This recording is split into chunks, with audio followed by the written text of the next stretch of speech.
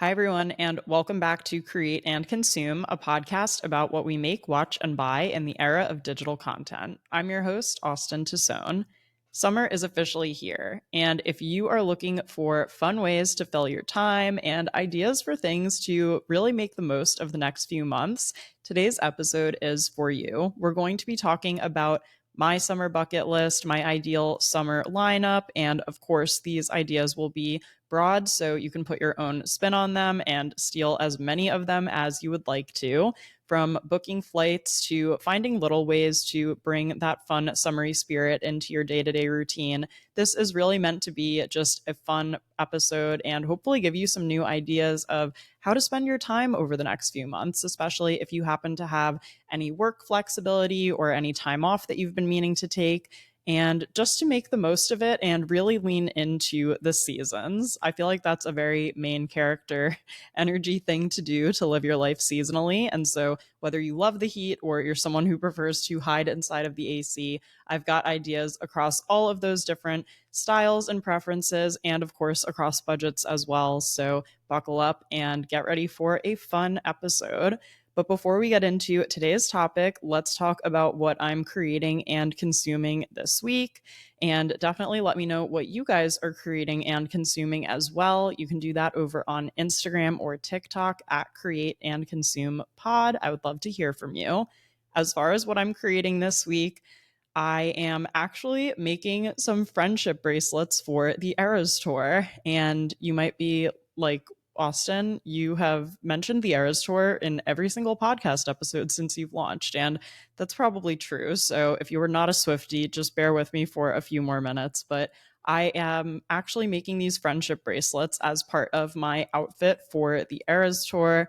We also just picked out Andrew's outfit. I am so excited. I am really happy with it. And the friendship bracelet component of the Eras Tour is something that I've really been looking forward to. And if you're not familiar, there is a line in the song You're on Your Own, Kid from, is that from Midnights? I guess it is. For some reason, I feel like that song's been around for a lot longer, though, where there's a line that references trading friendship bracelets in that song. And so Swifties have taken it upon themselves to create their own friendship bracelets, bring them with them to the Eras Tour, and trade the bracelets with other Swifties. So I am excited to take part in that little ritual and that part of attending the concert. So far, I've made, I think, 7. They are all, listen, not my finest work. I don't think I have a jewelry career coming out of this in any way. Don't expect to see an Etsy shop from me trying to sell friendship bracelets, but I have been enjoying just the process of putting them together. I got this little kit on Amazon. I'll link it in the show notes if you're interested. And it came with all different colored beads and also letters. So no numbers, unfortunately, which kind of stumped me when I got to making one for 1989, but I will find a workaround, and all of the different kind of rainbow colored beads. So I'm making a bracelet for each album, and then I'm making a few bracelets based on some titles of my favorite songs, which are just going to be basically the abbreviations because they won't fit otherwise. So for example, if you were to do You're on Your Own, Kid, it would be YOYOK. Hopefully, you know what I mean, but those are some of the things that I'm creating this week. We are going so soon, and I cannot wait to fill you guys in on all things Eras Tour. And as far as what I'm consuming this week, House of the Dragon is back. House of the Dragon has returned on HBO Max, and if you're not familiar, it is the prequel series to Game of Thrones. When I first met Andrew, he was very into the world of Game of Thrones. And actually, I think the last season started airing around the time that his birthday was, because it was summer. I don't know if it was 2017, the first year that we met, or 2018 when that came out. But I ended up watching the entirety of the show to catch up so that I could watch the episodes live with him as they were coming out on HBO, which I think was so worth it just because that was the time when Game of Thrones was very zeitgeisty. I just hadn't personally caught on to it yet. And it is probably one of the most referenced shows in pop culture. So even though it is a long show and kind of a gory show and also just an all around messy show, I'm definitely glad that I watched it. So when House of the Dragon came out, we were like, of course, we're going to tune in for that. So I thought season 1 was really interesting. A lot happens in it. I mean, even watching the little catch up that was like, what happened last season on House of the Dragon? I was like, I'm going to need more like a 50-minute catch up of the entire last season of the show, because I had to keep pausing and asking Andrew, like, who's that? Wait, what's this person doing? And there are always just a lot of characters to keep track of in the Game of Thrones universe. So this is actually not that uncommon. I'm sure I'm not the only one who was like, wait, who was this person married to again? Are those really this person's kids, or was it someone else who they were sleeping with and doing this? There's just a lot of loose ends to tie up, so to speak. I actually don't even know what to say about episode 1 of season 2, because it started out really slow, just kind of piecing plot points back together, reminding us of a few things from the last season, and kind of looking forward as to what's going to happen now between basically these two houses that are competing for the Iron Throne. And the last 5 minutes of this episode, if you watched it, you know what I'm talking about. I cannot believe that HBO made me watch that 5 minutes before I was going to climb into bed, because the fact that it comes on at 9 just means that when I'm in bed by 10, the last thing I will see is whatever the last thing I just watched was. And it was terrifying. There's no other word for it. It was terrifying. And I think I did have nightmares last night. So I just have to remember I can't eat while I watch this show. And in an ideal world, I shouldn't watch it right before bed. But if I want to watch the episodes live, I have to do that. Because when you think about it, there are so few things that we probably watch live at all anymore, or as they become available. Even for me, like watching Bridgerton, for example, I know those episodes must drop either at like midnight or maybe 2 in the morning, depending on if it's the East Coast or West Coast time. But either way, I'm not going to watch it until like the next day or two, usually. But I feel like with House of the Dragon, because Game of Thrones is such a prolific online community and the chatter is there and the commentary is there, if you don't want to find out what happens, you really have to watch it live. And I do the same thing with The Bachelor, and I do the same thing with NFL games, just because you can't really watch a rerun of a football game. And I like watching those things live, but it is just funny that we don't really watch things in real time anymore. But that is one of those things that kind of just has the hold on us. So I hope that there are other plot lines in this season, because I am already extremely stressed out and I'm really just here for Matt Smith. And actually, Andrew and I went as Rhaenyra and Daemon for a Halloween costume. I guess this must have been in 2022, which was pretty funny. And I really went all in with like my blonde wig and everything, but the context of their relationship is obviously a bit weird if you watch the show. So anyway, all of that being said, if you're watching House of the Dragon 2, let me know your thoughts. Come and DM me. Tell me everything, because I'm already just bracing myself for whatever the heck is in store for us in the next few weeks. Okay, and without further ado, let's get into this fun episode of the summer bucket list. And I don't know if you guys have ever actually made a summer bucket list before, but I feel like I tend to make one pretty much every year. Sometimes it's actually just written down in a physical notebook. Sometimes I'll make more of a checklist kind of situation on Canva. I might actually put mine into Notion this year just to be like super official about everything, because as we know, I'm a Notion girly through and through. But I just wanted to put this list together because I think sometimes summer can fly by, and at the end of it, you could look back and be like, whoa, I wish I had done this kind of trip, or I wish I had thought to host this kind of event, or just meet up with this person who I really wanted to see. And I think that I like to look back on things and feel like my schedule was really full and that I got to do a lot and that I don't have any regrets of how I spent my time. And I think that one of the best ways to do that is actually to make a plan when you want to make a plan to do something. And it could be, again, like I said at the beginning of this episode, something as simple as a small little thing to just put a bit more summer into your routine and lean into the seasonality of it all. Or it could be something more extravagant, especially depending on what's going on in your life right now. If you do have time off, if you are celebrating a milestone or feeling like an urge to travel. I know the travel bug is pretty big throughout the summer months. So this list is meant to be fun. If you don't do any of this, you can still have a fantastic summer. I'm just here for the suggestions and to chat about some ideas with you all in case you're looking for some. With that being said, let's kick things off with summer travel because I think that is like this is the time of year that I feel like people really are booking flights, doing things, going places, and there are so many different types of summer travel that you can do. And I think one of the first things that I always like to think about is what is my goal for summer travel?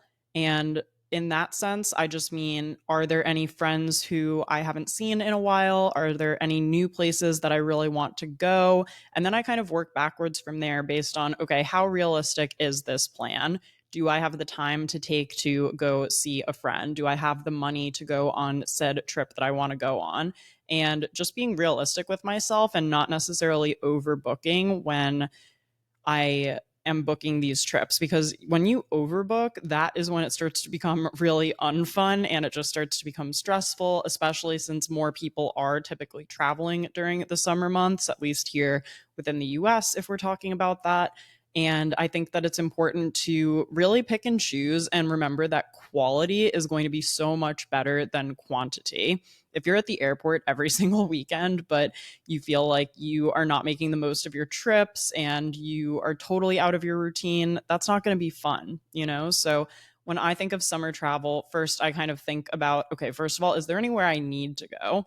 And being able to say that you need to go somewhere is obviously like really special, but I just mean, is there anywhere that I have already promised someone that I would be or that I said I would attend? So, for example, if you have any weddings. So I do. I'm in my cousin Caitlin's wedding this summer. It's going to be in August. It's going to be in Washington State. I am so excited for that. With that trip, we again already like booked our hotel. I didn't really need to plan that much because since we are going for a wedding, a lot is already kind of decided for us in terms of the accommodations. Like I know what I'm wearing. So I kind of like sometimes when a trip is just predisposed and it's like, this is where you need to stay because this is where the shuttle's going to be.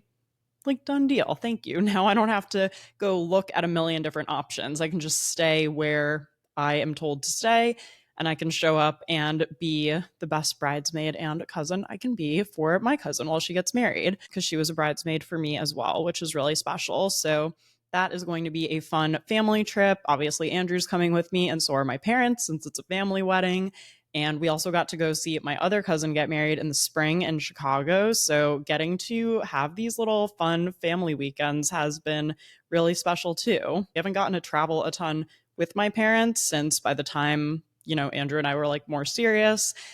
That was kind of around the time that COVID happened. So we obviously had paused travel plans and whatnot in that time, but I'm glad we're all getting back out there now. And it means a lot to be able to travel together with family. So outside of any pre planned trips or family trips or commitments like being in someone's wedding, what else is on the travel agenda? So, one thing that I always like to try to aim for every single year is to visit one new US state and ideally one new country every year.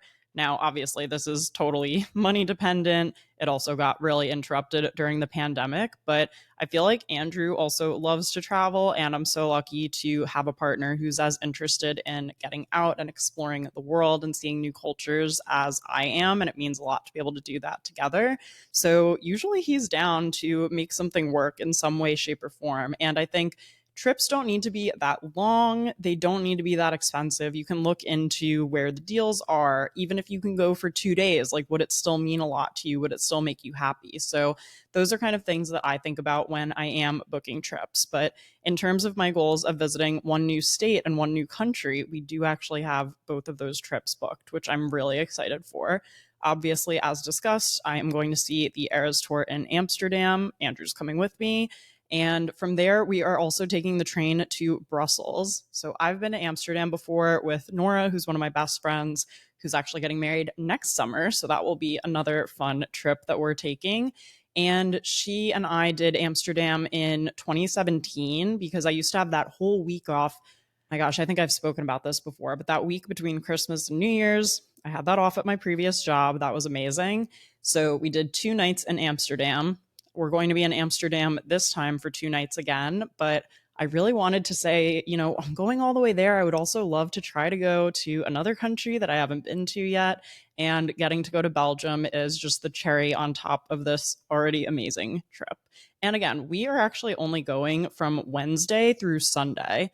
Like, I will be back in New York for dinner Sunday night, which is a little crazy, but also it makes the most sense for us. Andrew only has to take one day off of work that Friday. We are able to get an overnight flight too, so we don't need to pay for a hotel on Wednesday night. Little things like that, just making sure, are you taking advantage of your paid time off? Are you able to do any overnight flights or find ways to save money, especially because the Eras Tour is not me saving money. Let me be clear about that. But just to find ways to make the most out of a trip and find something that you can be really excited for. And then the new state that we're going to be visiting is Wyoming. So I'm actually doing a trip with Andrew, and my mother in law is coming too. We are going to do Jackson, Wyoming. So we're going to get to see some of the national parks there, and we're doing a few days there in August. I am so excited for that. I know that I probably don't present as the most nature focused girl, and I'm not, but I also really appreciate types of travel that aren't necessarily what I would typically do. When I go somewhere, I basically like to go to a city, pretend that I live there, get a coffee and work at a local coffee shop, walk around, listen to podcasts. That's one of my favorite ways to explore. But I know there are so many other types of travel out there. So I'm really excited to explore some of these national parks like Grand Teton and Yellowstone that I don't know that I ever would have like sought out on my own. So I'm super excited for that. That'll be in August. So again, think about what your summer travel priorities are. Obviously, we can't be everywhere and can't do everything. Okay, let's talk about something more local that I am definitely going to be doing here, either in Hoboken or New York City, and that I'm sure you could do in your area too. So, here in Hoboken, we have something called Movie in the Park, and there are a couple of different weeknights, I believe. I don't think they can do it on a weekend logistics wise, but there are a couple of different weeknights throughout the summer where they're going to be screening movies in the parks here. So there's one park uptown that does them, and then there's another park by the waterfront that does them, which obviously has the New York City skyline. Iconic. That's one of the best reasons to live in Hoboken, if you ask me, is all of the views. And I saw that they are actually screening the Barbie movie in July. So I'm hoping to have Andrew come with me and join me for that as well. The only thing sometimes about movies in the park is I know this can be a little tricky if you have kids, because obviously in the summer months, the sun is setting later. So the movies have to start later. I think most of the ones here are going to start at like 9 p.m. But if you're able to, get together with friends or make like a plan with a group or something, I think that is such a fun way to go and just get to experience like a night out in the city where you don't actually have to do much of anything. You can go in comfy clothes, you can just bring a couple of snacks. It's not like a hugely expensive activity, especially all the ones here that I'm aware of are free. You just have to make sure you get there and get a seat that you want, and you might need to bring either like a picnic blanket or lawn chairs to watch the movie at. Oh, and you know what we don't really actually we do have one in New York, but that I've never really been to before is there is a drive-through too. There's a drive-through in Brooklyn. I feel like it's called Skyline Cinemas or something. I could totally be making that up, but it is in Williamsburg/Greenpoint area. If you Google it, I'm sure you can find it really easily. But I feel like if you do not live in a city, the drive-in movie experience is just such an ideal summer night spent. And think about it, you can stay in the comfort of your own car, you can bring snacks and whatnot. Oh my God. And do they still do the thing where like the radio is you go to the radio station and that is where the volume is coming in from? I've always wondered how that even works in terms of what the electromagnetic waves or whatever, but none of that matters. The point is either a movie in the park if you live in a city. New York does a ton too, by the way. They definitely do one in Bryant Park, and I know that they have other parks throughout the city that do this as well. And then, like I said, if you're in Hoboken, hi, hello, neighbor. We have a bunch here in Hudson County, and obviously, wherever you are, check your local town's websites or anything like that to see if there are movies being played, especially in parks or any of the drive-in situations. God, that already makes me so excited for summer. I also do feel like summer really is not complete until you have a beach day. And I say this as someone who really is not a big beach person. I am from New Jersey, and I have a lot of friends who grew up going to the Jersey Shore over the summers. People would either go and rent a house for like 1 or 2 weekends, or they would have a place for the whole summer. Some people even owned houses down there. And everyone I know who went to the shore frequently loved it. And I just feel like I was never really a shore kid growing up. So I didn't really spend a lot of time at the beach. I didn't really crave going there. And today, if you gave me the choice, I will still always pick a pool because it has to do with the sand, you guys. Like, I am just not someone who wants to wake up and find sand everywhere, even after showering, even after trying to carefully, smack my sandals to get any of the excess sand out. Like, it just follows you and it lingers for so long. It's not my favorite thing. It's not my favorite thing. That's just a personal preference. If you're someone who loves the feeling of the sand between your toes, then do you, by all means. But I would rather be by a pool any day. However, I do feel like going to the beach is a summer rite of passage, and you don't even have to plant yourself out and tan at the beach. But if you drive by like a coastal area and there is somewhere where you can see the ocean, even get a cup of coffee, bring a book, just have yourself a little beachy moment. The coastal grandmother era, I still feel like is well and alive.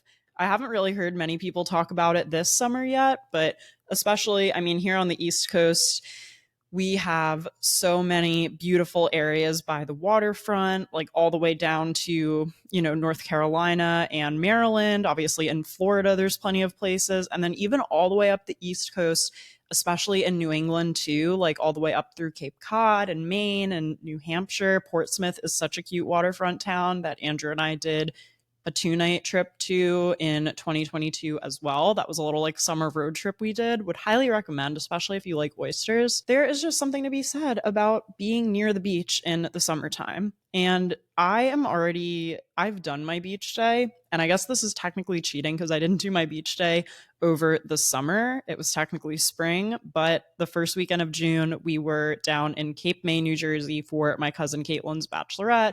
Like I said, I'm going to her wedding in a few weeks. And so this was just perfect timing. And I've been to Cape May once before, but I was staying with a friend's family. So I don't think I did the true amount of exploring that I did this time around. And we just had such a fabulous time. So many cute shops, restaurants. When we did go to the beach, we literally went just for a few hours. We sat in the sun, but it was still breezy. So I actually had like a long sleeve on over my bathing suit, which is such an ideal way to be. And it was just really delightful. I feel like if you have a good group of friends and you go for kind of a designated amount of time, especially before it gets so swelteringly hot, that's a win-win for me. So I'm counting that I had my beach day already, even though I didn't really document it. I was just, living in the moment, didn't jump up and take all the Instagram pictures or anything like that. But I was there. I had a really nice beach day. And I think that that is kind of a signal of summer. Let's keep moving on. I put read some new books on here. I have a general Goodreads goal for the year of 20 books. So I think I've read 9 so far. I think reading probably like 2 to 3 over the summer would be the most realistic, just with traveling and the time that I actually would spend reading a book versus consuming other forms of content like podcasts if I'm on a walk, or even just relaxing and listening to music too. So, summer, I feel like you always think you're going to read so much, and I feel like you actually have less time to read because you're not as much in your routine. So, it would be great to read like 2 to 3 books this summer. My book club is going to be reading This Summer Will Be Different by Carly Fortune. I actually suggested that one. So thanks, book club, for voting for the book that I was going to read anyway, but now also gets to count for book club, which is nice. And it would also be nice to explore another new genre that I don't really read that often, because last month for book club, we read First Lie Wins, which I thought was so well done. And I haven't really been into the mystery thriller genre in a little while, so I thought it was really like a nice break from what I normally like to read, which is like the rom-com, like just any romance, I think is so fun. And that is kind of on my agenda. So I want to make sure I am going through my TBR, my to be read list. I have plenty of books even back on the bookshelf there that like my mom has lent me or friends have lent me that I really want to get through. So I think that especially borrowing books from friends or borrowing books from the library. Shout out to the Hoboken Library because that's how I was able to read last month's book club pick anyway. There is just no shortage of ways to get some fun summer reads into your home this year, and you don't even need to buy all of the books, which is great. I would definitely ask a friend if you could swap a few titles or, borrow a couple of books from one another, just because then you're definitely going to be reading something that you probably wouldn't have picked out yourself. My next suggestion for this summer bucket list is actually maybe counterintuitive to the idea of a summer bucket list, but I do think it's really important to find ways to maintain some semblance of routine throughout the summer months because otherwise everything just turns into full chaos and it's really hard to reel it in. So I think that figuring out what the key things in your routine are that you like to do just to stay sane, to stay on track, to make sure you're still working towards your goals while you're still having fun throughout the summer months. And the reason I bring this up is because when you have this set and organized, it makes you be able to enjoy all of the fun things you're doing so much more when you're not constantly worried that you're behind on work.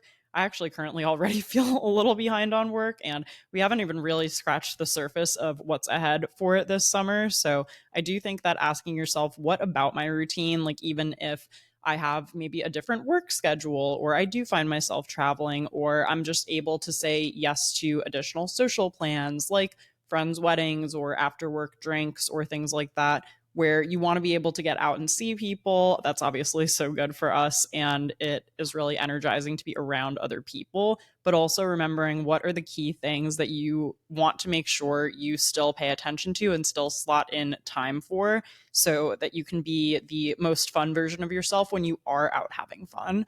So I know this sounds a little counterintuitive to the idea of like a bucket list, but I do want to mention it because I personally find that it is one of the key things that not only helps me feel good about staying on progress, especially being self employed with work and stuff, but also getting to be able to fully relax and live in the moment. So, a couple of things like that for me include things like my weekly workout routine. So, I currently do my Peloton bike 3 mornings a week, and I usually try to do a strength training class from Peloton once a month.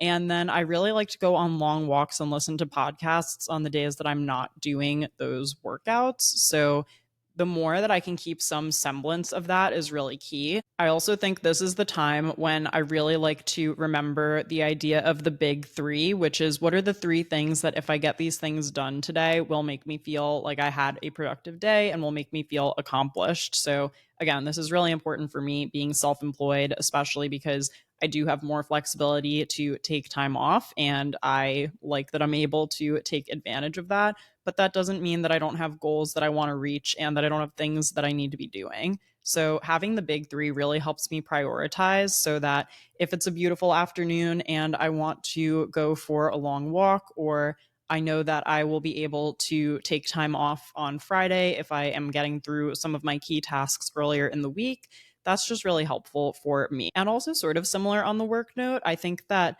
making the time to work and also making work enjoyable is really key. So, one thing that I love to do, especially since I live in Hoboken, which is such an amazing, walkable neighborhood with so many local businesses and so much going on, is that I really do like to try to get out of the apartment once a week and work from a coffee shop. I think there's something to be said for the change in scenery when you're working. And there's also something to be said for seeing how much work you can get done before your laptop battery fully drains. I think that being in a coffee shop gives me an opportunity to focus on like one or two key tasks that I really want to get done, maybe like editing a podcast episode or writing a blog post or something like that, especially for long form content creation. I really do love creating that in part from a coffee shop when I can. Obviously, there's a lot that I need to be in the apartment for when I am recording the podcast or filming a YouTube video. I think that having that kind of just change of scenery always makes me happy, not to mention when I'm in a coffee shop, of course, I'm patronizing the establishment. So if I'm going to the Hive, I'm getting my iced chai latte. There's a great coffee shop that just opened here called Gotan. They also have them in New York City with tons of seating and really good coffee too. I also love Black Rail. I love Mojo. I could do a whole podcast episode about Hoboken coffee shops and restaurants, I'm sure. Although I do have a blog post for it, so I will link that for you guys. My favorite restaurants and coffee shops in Hoboken. But even having those couple hours with a change of scenery, especially when sometimes I'm even able to sit outside, is so awesome. And I usually try to do that on days when Andrew is working from the apartment, just so that he has a little bit of his own space as well. And then I can get out and just get some fresh air, do my thing, and come back. So, yeah, I really do like the idea of working from a coffee shop. And like I said, maintaining that routine, even down to workouts, what your goals are, it can help you enjoy summer a lot more.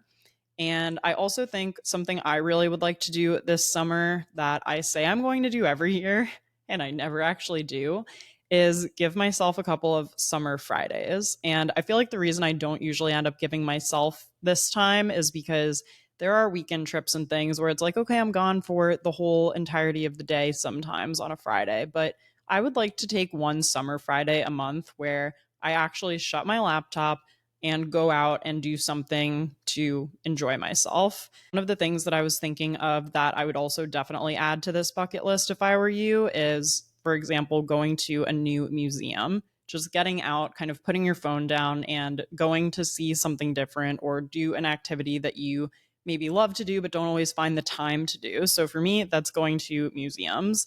There is a great museum in Queens that I've been wanting to go to called the Museum of the Moving Image, which is all about like film and TV.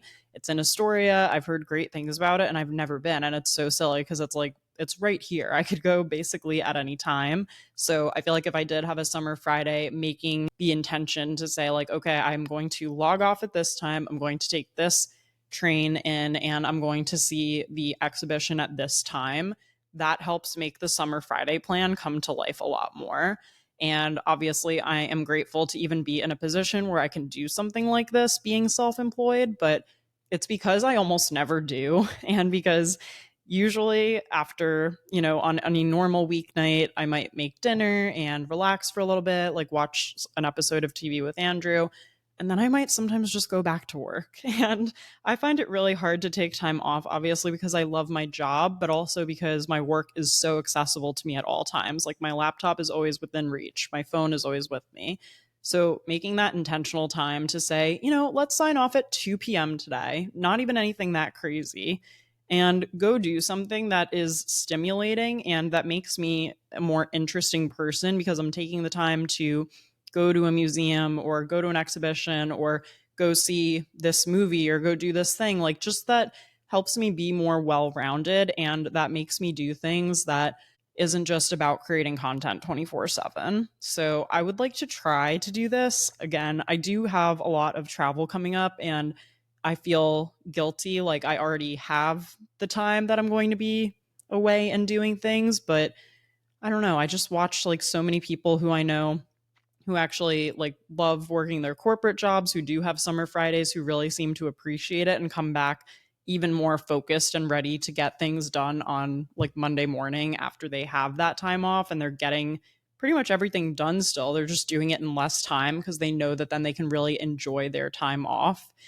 This is just something I struggle with all the time. But like if I ever did have employees, if I were ever running a bigger company, I would want to set a good example and also offer things like summer Fridays or paid time off and things like that. So I feel like it kind of is important in that sense. That's just something I've been thinking about. If you guys do have summer Fridays, let me know how you like them and if you really feel like you get more work done and what you do when you do have a summer Friday. I would love to hear from you. On a similar note to working from a coffee shop once a week, I think trying new restaurants in your neighborhood is something that is so fun to do, and you can do just in the comfort of wherever you live locally. I actually have this account here that I follow called the Hoboken Girl, and she is always posting, it's not just one girl, but like I think of her as one girl. The Hoboken Girl team is always posting new restaurant openings or community events or things going on, and a lot of them are free. So if you guys have anything like that locally that you can follow, maybe even any local content creators or influencers or local blogs, there are people who are putting in the work to get word out about community events, new business openings, and things like that. So definitely search for them and see what you can find. If you go to at the Hoboken Girl on Instagram, you'll see what I'm talking about. I mean, they have updates on truly everything. Trying a new restaurant in your neighborhood is something that just feels like you're doing something more major than you are, you know what I mean? Like, especially if you get dressed up and you make a whole night of it. So, I would like to make it a goal to try one new restaurant each month. Actually, Andrew and I did try two restaurants. They're not new, but they're new to us that we haven't been to yet this past weekend in Hoboken, and both of them were so good.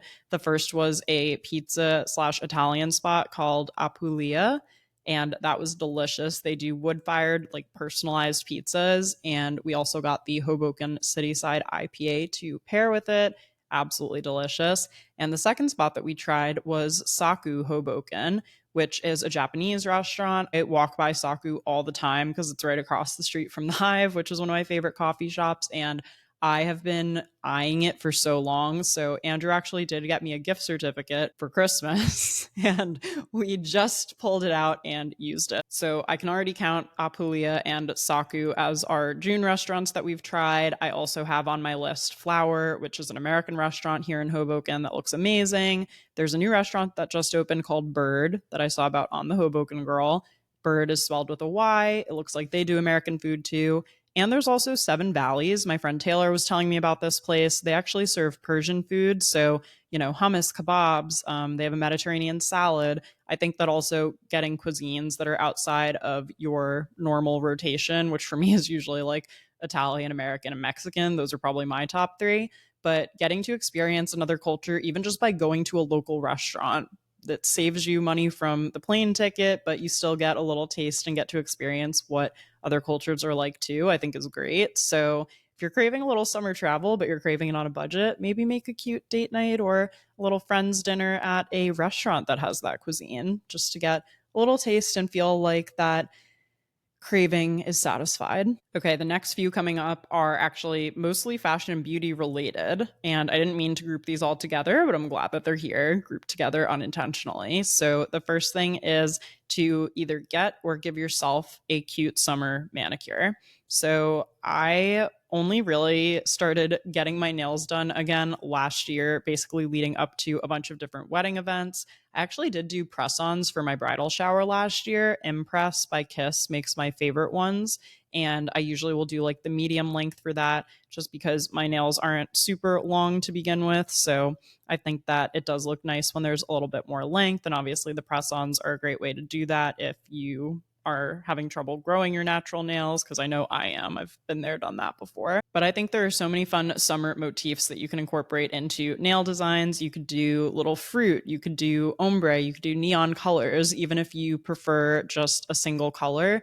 Think about making it a really fun summery one. So you can kind of take your pick whether you prefer a single color or whether you do like a design. And you can even buy at home gel kits from Amazon now. You could get little paintbrushes to do details. There are even nail art stickers. There are lots of different ways to make your vision become a reality without having to go spend like $100+ at a nail salon. So that is just a little fun way to add that dose of summer to your daily routine, or, to pick a color that you wouldn't normally pick. It's such a specific thing, but it really does sometimes change or dictate your mood or what you're thinking about doing. And it just makes me happy too, just to see a little bit of fun, a little something fresh there too. I also feel like summer is a great time to experiment with new hair and makeup looks. So, some things that I've been thinking about this summer on the beauty front are number one, to experiment more with colorful eyeliner and eyeshadow. I feel like I have been doing the same exact makeup routine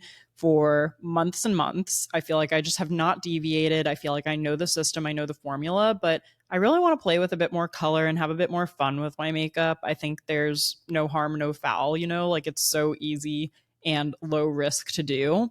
And the reward is that people might compliment you and be like, oh my God, I love this teal eyeliner, or oh, I love this hot pink, bubblegum pink blush, whatever the case is. I feel like adding in fun colors like this to your summer makeup rotation is really key. And I think that it just means that you can have a ton of fun. And if you want to experiment with something that you're not sure will stand the test of time, this is where the drugstore is a great place to go.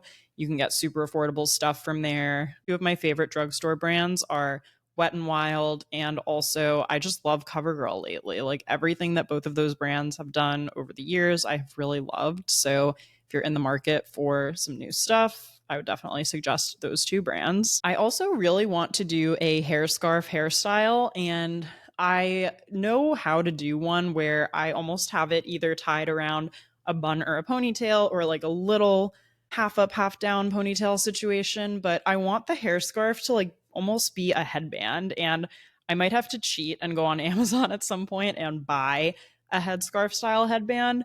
Also, I probably do have one or two at home in my bedroom, like at my parents' house. So that could be a possibility too. I just, for some reason, like, I haven't even started my annual Gossip Girl rewatch yet. And I'm just thinking of Serena, like seasons 1 and 2, with some kind of silk scarf headband situation. And I feel like that is what I want to be emulating this summer. That's on my radar. And so are heatless hairstyles. I need to know. I think I might have asked this already, but I'm going to ask again.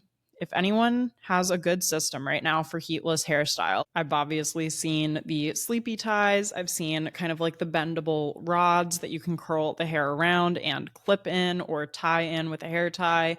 I still even have my like wrap, snap, and go from back in the day. I tried that again recently, but I think I need to like section out the hair better when I do it. But I want to know what everyone's current favorite heatless overnight curls method is. And I also want to hear if you have any good heatless hairstyles. Right now, my go to heatless hairstyle is just a slick back. So for that, all I really need to do is wet my brush. It's kind of half plastic bristles and half boar bristles. I got it from Amazon, and sleeking my hair back and then going over it with the wax stick to kind of tie in any loose ends. That is obviously a go to heatless hairstyle, but if there are other easy ones that I'm not thinking of, that's what I want to do more research on. And I will look that up on Pinterest too, because I just feel like summer is not the time for like the perfectly coiffed updo. You know what I mean? Summer is the time for the messy buns and for the braids and for the beachy waves and just to let your natural hair breathe and let your natural hair shine, because people have gorgeous natural hair and sometimes they just want to style it, which I totally understand, but sometimes it even looks nice on its own. And my hair is pin straight when it air dries, which I think is pretty boring, but when I do wear my hair straight, people compliment me on it, which is nice too. So finding a good mix and a balance of those two things, I think. Okay, next on my list was to stock up on summer wardrobe staples. And I just feel like summer is not the time where you want to be struggling with what to wear. So I wrote down actually not even really any fashion proper staples, but more just like the day to day things that you would actually be wearing for summer. I also should do another podcast episode sometime about my personal style journey and how I'm feeling about it right now. I feel like I'm a little bit stuck, to be totally honest, on the fashion front. But in the meantime, for some of these basics that I wrote down, just basic bike shorts and tank tops from Target. I'm wearing both literally right now. I'm just wearing a cute plain pink tank top from Target and the bike shorts that I got a week or two ago. I guess it was 2 weeks ago now. The All in Motion bike shorts, the 4-inch ones, are awesome. At first, I looked at them and I was like, these look so short, but they're actually the right length, because before I was buying like the 7-inch bike shorts, and those are good if you're actually like on the Peloton or riding a city bike through Central Park. But these are better for like this morning. I went out and did my Trader Joe's grocery shop. Listen to episode 3 if you want to get a sense of what I got. I basically pretty much took that episode and like went shopping with it. So that's what's for dinner this week, if you were wondering. And yeah, I love the 4-inch ones. This fabric is super soft and comfortable. This is great for just if I want to pop out for a walk, if I am working from home and don't really feel like putting on a full on outfit. It's just so nice to have a couple of good pairs of these in the rotation. I've also been thinking about like the sports bras of the world, like just getting some new basics in if it's been a while since I've done that, which it has been. personally speaking. Also, I really want a nice exercise dress. That's like, to me, I just want something that's seamless, if that makes sense. So I know Outdoor Voices has a good one. I think Lululemon has one too. Caitlin Patton, if you're listening, I know you've recommended one to me before. I feel like it's the Outdoor Voices one, but let me know if it's not. And that is something that I would like to purchase because I feel like it's something I could wear to picnic in the park, or that I could wear while running errands or getting bagels in the morning, just all of my kind of local tasks. And not to mention, I do have a pickleball set. That should be a summer bucket list item too for me, is I would really like to play a game of pickleball, although I still feel like I need to remind myself of the rules and just do a refresher because I haven't played since September when I did that fun pickleball partnership in Central Park. But yeah, so anyway, just kind of thinking out loud of things like that. A pickup game of pickleball, say that 10 times fast, could be a really fun summer activity. I think for most of the neighborhood courts here, you just have to reserve a time. You don't even have to pay to do it. So if you have a pickleball set, which if you don't, I'm sure you can get one pretty cheap from Target or Amazon, that could be a really fun activity and also like a nice active activity and something that's not just, going to a restaurant or getting drinks. So that could be a fun one too. I also think having a great pair of lightweight sneakers, again, just to throw on, that travel well and that work perfectly just for errands or walks or podcasts. My current favorite are the Adidas Cloud Foam sneakers. I have them linked in my Amazon storefront, and I can also link them in the show notes. I think they were only like $50 or something, and they are so lightweight.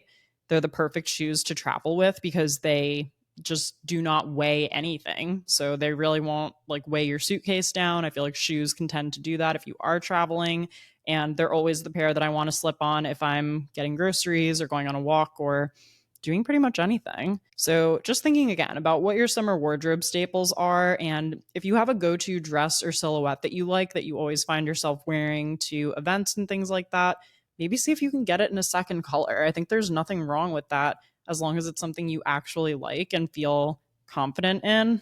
That's usually the most important thing. Another thing that I just love doing is to infuse summer fun or whatever season it is into things that seem mundane just to make your day a little bit more enjoyable. So that could be anything from the scent of your body wash in the shower. I just bought a new lavender one. To me, that's giving like the North Fork of Long Island in a lavender field, just frolicking through the sun beating down. It's obviously not that dramatic. It's just a body wash, but even picking lavender over like, I don't know, something like pumpkin or eucalyptus, like those are not the summer scents I want. Lavender is, mango is, like give me these summer scents. Even thinking about drink flavors, if you usually get sparkling water, can you get the watermelon sparkling water? Can you get the pineapple sparkling water versus, I don't know, whatever flavor you normally get? Same thing with candles. I feel like candles are in general more of a fall winter thing, but even having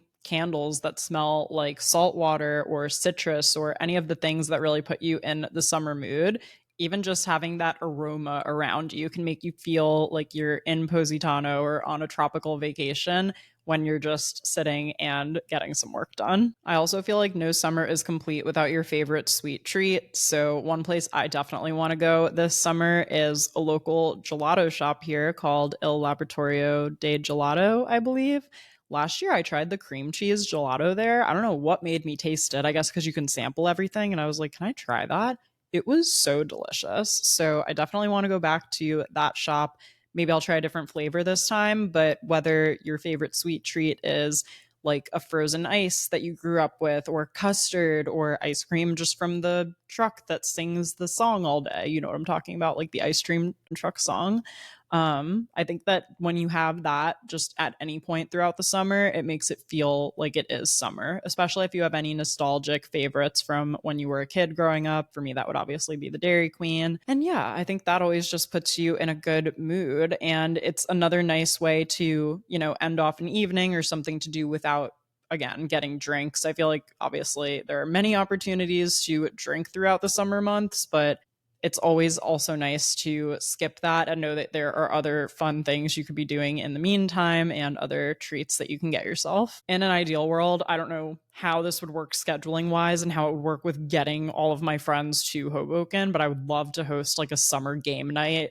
I mean, the vibes would just be right. That might be too complicated. I might be like biting off more than I can chew. But if you have a summer that feels a bit more open, if you feel like people are around, a game night could be so fun. A dinner party could be so fun. Even a movie night with a projector in the backyard. That's not something us city dwellers can do. But if you have the setup for it, I'm sure friends would love to come over for something like that. I feel like just hosting is really fun throughout the summer months too. We're not going to get to do a ton of it, but we do have my sister in law and brother in law coming to stay with us just for one night, which I'm excited about. So, even thinking of little ways to make that experience fun and to show off your hosting skills. And last but not least, I think that one of the biggest things that should be on everyone's summer bucket list, and this is totally free too, is taking a social media break. So, as discussed in last week's episode, I am feeling pretty burned out from social media, especially short form content. So I am looking to take a break from Instagram and TikTok. It looks like it's going to be in July. I think it'll probably be right after the Eras tour because I will, of course, be wanting to share that content. So it might be for that kind of 2 week window right in there just to get offline and see how it goes. And I mean, truly, just like, I don't want the app on my home screen. I don't want there to be reels that I feel like I should post. I really just would like to sign off and exist without it for a week because this sounds insane, but I've never done that before. So I think that having a break, living in the moment, and doing things for yourself is really important. And that's on summer 2024 and having the best summer of our lives. Thank you guys so much for listening to today's episode. As always, you can support, create, and consume for free by doing any of the following. You can leave us Apple and Spotify ratings and reviews. Please rate us 5 stars and leave a review sharing what you liked most about what you just heard. You can also like, subscribe, and hit the notification bell if you're watching this episode on our YouTube channel, which is just Create and Consume Pod. You can also follow along at Create and Consume Pod on Instagram and TikTok. Send this episode to a friend who might enjoy it. And of course, you can visit createandconsumepodcast.com for episode recaps and more. Thanks so much for listening, and I'll talk to you soon.